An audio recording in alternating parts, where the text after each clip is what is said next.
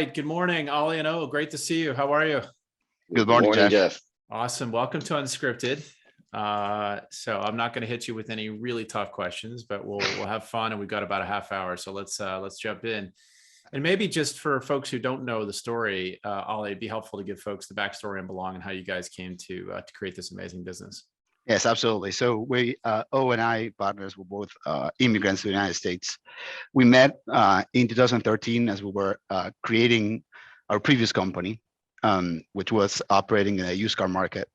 And after 4 years of operating that company, we ended up selling it in a not so good exit, and started to think about the next thing. So one of the things that happened is, first, we were 35 years old. I think O is slightly older than me.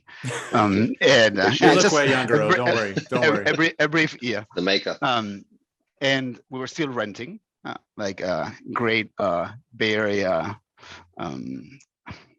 transplants. We were acutely in touch with the difficulties that renters have in the Bay Area and all across the United States. And at the same time, how difficult it is to afford a home, even for people that are doing well, right? So we had this feeling of, feeling like second-class citizens, being mistreated by a landlord. But then we started studying the other side, right? The other side of the equation. As a homeowner, as a landlord, small landlord we're talking about, not a big corporation, right? You face significant challenges when you're trying to rent your home. And then we also pair that with the idea of trying to understand the trends in the United States in terms of who owns the homes. And we understood that large corporations are owning an increasingly higher share of homes in the United States. Now, around 25% of the new homes buying happens to large corporations instead of individuals. The combination of the two seemed like a concerning trend, and we decided to start Belong. So that happened in 2018 as we were at Andreessen Horowitz as EIRs, and then shortly after we launched, and we met you, Jeff, a year later. You led the Series A. We had, at the time, 20 homes. I was going to say, I thought it was like 15 or 20 homes at the time. Yeah. 20 homes, 15 team members. So extremely small startup. And that was in 2018. Everything was much easier. We're going to get into that.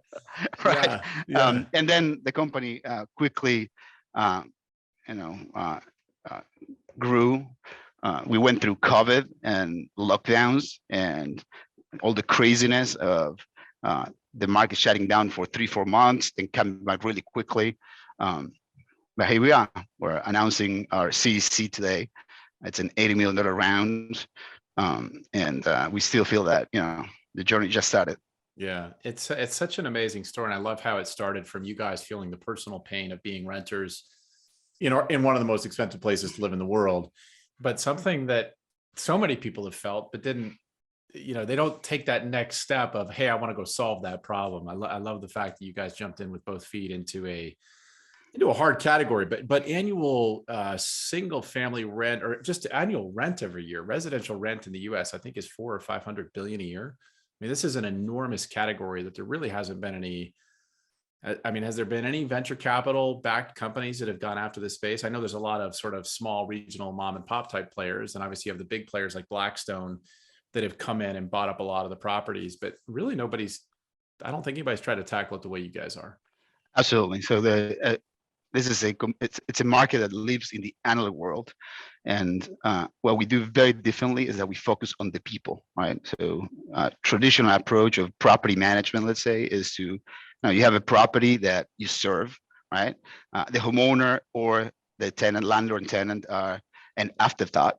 And that to us is an extremely old school way of thinking about things. When you focus on the actual pain on the homeowner, the resident, and everything that happens when you need to rent a home or rent out a home, you can start thinking about, hey, it seems like it's not just about paying rent, right? Yeah. It's about to pay for renters insurance, so get renters insurance, homeowners insurance, landlords insurance. You need to, you have expenses in the home. So how am I going to finance those? Hey, I would like to buy another home and put in the rental market, or as a renter, I like to save to buy a home myself. So when you focus on the actual pain of the people that are involved in the problem, a world of opportunities open, and that's what we're trying to do here with Owen at Belong. I love that. That's one of the things that's missing is a brand of trust. If you're a landlord today looking for someone to help you with your home, there's no, Jeff, to your point, there's no brand that I can go and trust. Likewise, if I'm a resident looking at a home managed by Ale or home managed by Jeff, it's the same to me. And so this notion of trust is needed. And I think, so I want to get to that, and maybe jump over to you. When we first met, I remember being incredibly inspired by the mission and the vision of what you guys wanted to go build. We also were lucky to be investors in Airbnb and Open Door, and we know how complex and hard the real estate industry is to crack into. And there's a reason that technology has not sort of made this industry better. So maybe wind back the clock for those folks who are thinking about starting a company in a hard industry. And maybe you could talk a little about how did you guys tackle, because we talk about automating service and maintenance and payments and all these things that you guys do today magically in a great way. But how did you guys figure out what it was going to take to make this business work? And then, let's talk about the last 24 months where, Ale, you mentioned you went through a lot of challenging times in the market. But obviously, with the recent round of financing, a lot of smart folks around the table have said, gosh, this is a business that not only has executed phenomenally well for the last 12 to 18, 24 months, but has a very bright future for the next 5 to 10 plus years. Talk a little about operations, and what you guys had to put in place and what some of the key tenets of the model are. Yeah, we did a lot of research before launching Belong. And I think that our realization back then that remains today is that in order to be successful here, the business has to stand on 3 pillars. One is technology, the second is service, and the third is operations. And on the operations piece, it means that from the beginning, we knew that we had to insource at least some of the operations. And that's scary because, it's one thing to run a SaaS company or a pure technology company here in the Bay Area. And once you need to loop in the operations piece, boots on the ground, it becomes scary. It's also scary to some investors, by the way. But in our mind, you can have a great website with beautiful products that makes everything easy. You can have a great service when people call you, email you, or use your app. But if you can't send someone to fix the roof when it's leaking or mow the lawn every 2 weeks, then everything breaks. Which was why for us, it was very important to do from the beginning. I think it helps that we love doing it. It doesn't scare us, the combination of bits and atoms. We love working with those people. We love having boots on the ground, and it's something that we are very excited about. And one of the things that I was discussing yesterday with our CPTO is we're trying to find examples of companies that successfully expanded from software to operations. And I couldn't come with a single example in history, right? A company that started a software company, started as a fintech company, and then successfully transitioned to real world operations fueled by technology. But there are countless examples of the opposite, right? Amazon and Open Door and many others, right? You had the example of Zillow trying to enter the market that Open Door is in and failing spectacularly after allegedly having a 10 or 15-year heads up in terms of pricing. And I'm biased, so we have a point of view on that. But I think you're hitting on a really important point, which is the cultural identity of your company lines up with the market you guys are, the problem you're trying to solve, right? And that to me was the lesson from Zillow with Open Door. Right. Zillow's business and their culture wasn't lined up to go after that market opportunity. And I think that's a huge moat for you guys. For somebody to come in and do what you're doing, man, you better be really good at operations, because this is not easy to serve. This is not an easy market to serve. Absolutely. We always joke that very few entrepreneurs truly want to build a company that helps you clean your toilet, right? That is not something that high flying entrepreneurs love to do. But when you can do it, and you can do that, and all the other different incredibly challenging operational things that need to happen to maintain a home, then you can redefine the entire industry. So one of the things that an analogy that I like is you have you had a power plant and the lines, right? Power plant is, you build the software to acquire a home, you build the software to analyze different rates in different markets, and you calibrate to understand what's going to be a good investment. But then you have to manage that home over time for eternity, for 20, 30 years, right? And this is the real reason why this market remains a lot smaller than it should be, right? That's why homes are increasingly not in the hands of people, in the hands of large corporations, because large corporation can come in, buy a home, operate it in a not a great way, but still operate it. But a regular person, right, cannot do that. They need to rely on very crappy property management services. And that is a significant roadblock to help this market attain its full potential. So we are the lines, right? And the analogy of power plant electricity. And once you build the lines, you build the utility, any home in the United States can be plugged into Belong, and things start to happen. You can collect rent, you can dispatch a pro, you can do anything basically. Yep. Then the other part is much easier. And I think this is a key point. And I know you met with a lot of investors along the way, as did I, and talking to them on your behalf.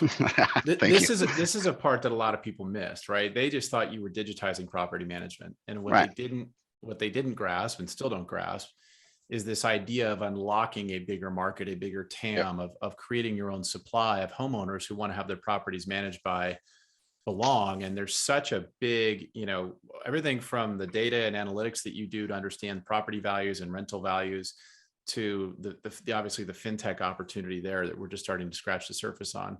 But can you guys talk a little bit about that and sort of where you are in that journey and what that might unlock for the business? Either of you can tackle that. I'll just say on the technology piece that you're mentioning that it makes it that much more challenging and that much more interesting to solve real world problems rather than something arbitrary. Actually move things in the real world and create it.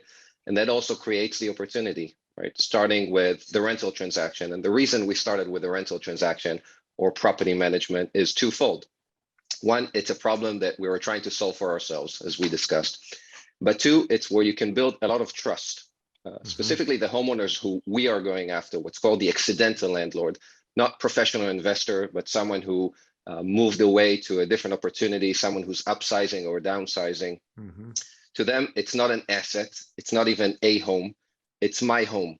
And so if you manage that home correctly and provide that homeowner with a lot of peace of mind, you can build an enormous amount of trust with that homeowner.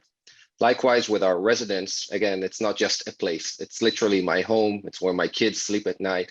And so if I know that Belong gives me all that peace of mind, again, a lot of trust is built. And on top of that trust, we can start offering more and more additional services that are beneficial to both homeowners and residents with this concept of what is home with a capital H and what does home need. And so we started with a rental transaction. We recently launched 3 new products. One is renters insurance to help our renters, residents protect all of their belongings. 2 is a security deposit alternative so that our resident, instead of having to pay a very large cash sum upfront as a security deposit, can do a small monthly fee. And 3 is what we call the Planet feature, where our homeowners, for any large or unexpected expenses, can split it to monthly payments. And this is the idea, to continue offering services that make the lives of our community members better. Yeah, I love that. By the way, as a board member, Jeff, you should know we launched it yesterday at 7 p.m. and we have 4 people already financed their real time analytics, board analytics right here. Right, exactly right. Which actually is something I wanted to actually get to. Was I tweeted this out last week when you guys announced the fundraising, but this is the only company I've ever been involved in, and I've been involved in a lot of companies in Silicon Valley for 25 years, that has beaten its plan every month since we invested. And you guys take a lot of pride in that. And, I love it. I'll let you know, I get your email on the first of the month and I love it. And I share it with my partners and I say, it's just a fun experience as an investor and a board member to see the progress of the company. What drove your intent around that? Because it's a very intentional thought process that you've gone through to sort of forecast and try and achieve and beat those plans. And we've obviously adjusted the plans over time, as everybody does, but just your intentionality as an early stage company around your financial performance was higher than most. Right. What drove that? How much of that was lessons learned from your prior experience? And how do you think that has helped you drive the culture of the company today?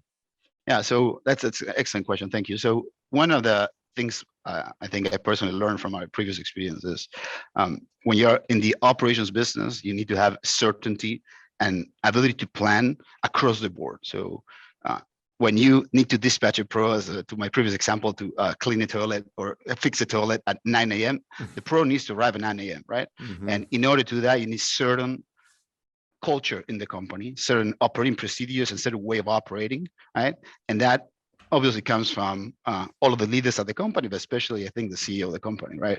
If the CEO creates an environment where planning is rewarded and where certainty in terms of operations and inputs is what it's demanded, this should be very clear to anyone that interacts with the company. So that is the number one reason why I took upon myself to make sure that our investors could understand what kind of culture we're building. And one way to do it, as you interact with the investors, is to be very precise and very certain in terms of, okay, you obviously things are not going to go well every single time, right? Mm-hmm. But every first of the month, no matter what is January 1st or celebrating New Year's with my family or whatever it is, our investors are going to get our investor memo, which is going to have all of the progress, specifically all the challenges, well written, right? So that the challenges are understood. It's not just, you have to read between lines in order to understand what's really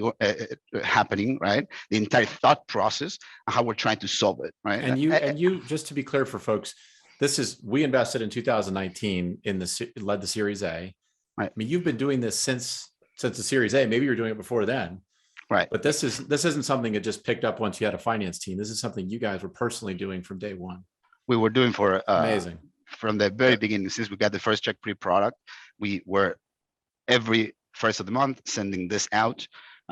It's again a way for investors to experience the culture, but also a way for me to organize my thoughts and really truly understand every first of the month what are the priorities and what are the things that I need to focus on with my team in order to solve, right? And then the other part, which is very important, is the trust that it builds with our investors as well, to be able to open up and to share the challenges in the open, which is something that every entrepreneur that is listening to this podcast, I will encourage them to do. You want the best investors in the world, and the best investors in the world only will work with people that share openly and even first the challenges, so that you can have their point of view, right?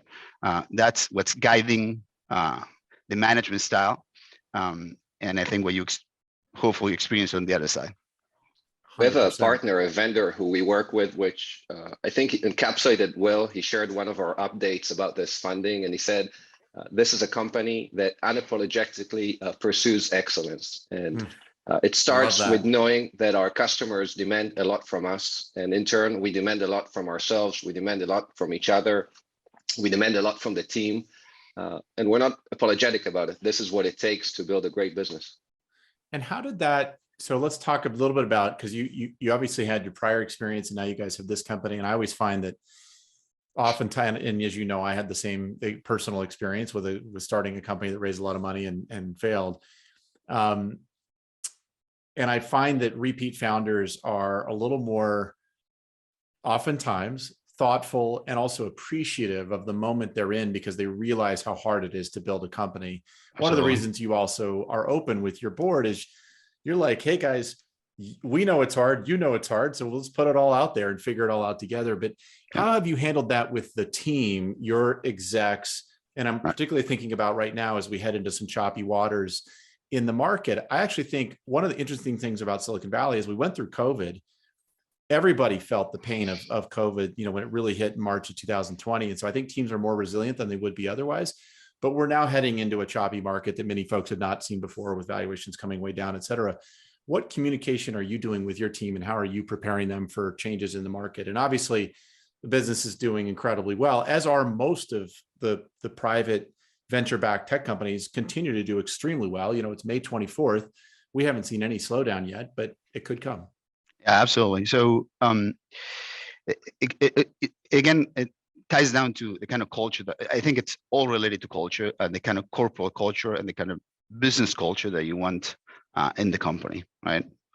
So the same that we are open with our investors about the challenges and we celebrate the wins, right? At a precise time of the month, every month, right? The same I try to do with our team, right? So our team first has full transparency on everything that's happening, right? Even to a fault sometimes. Two, they participate in all the board meetings and are exposed to the thoughts of the investors, of the board members, so they can understand firsthand the challenges. And three, I constantly remind everyone that, as I like to call it, the treasure is the building, right? There's no magical pot of gold at the end of the rainbow, right? It's not that the day that you trade in the NASDAQ, you've made it and then it's all over, right? Either we enjoy the process of building with the ups and downs, I'm going to share everything that happens, right? Or you don't. And if you don't, you probably are not going to enjoy it even when you succeed in your mind. So for me, the kind of culture that we want at Belong is one that where people are happy building, and building is rewarding. It's also tough, but it's a fantastic journey to be in. Yeah, I'd add to that one thing that we're cognizant of is not be jaded by past experiences.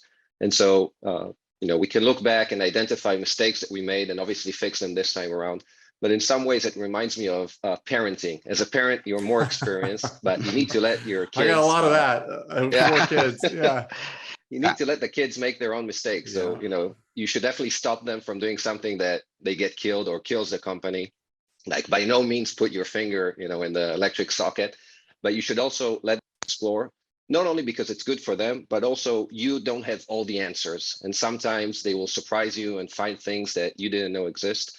And it's the same in the company. You can advise, you should definitely stop anything from happening that is going to kill the company, but you shouldn't be jaded by past experiences.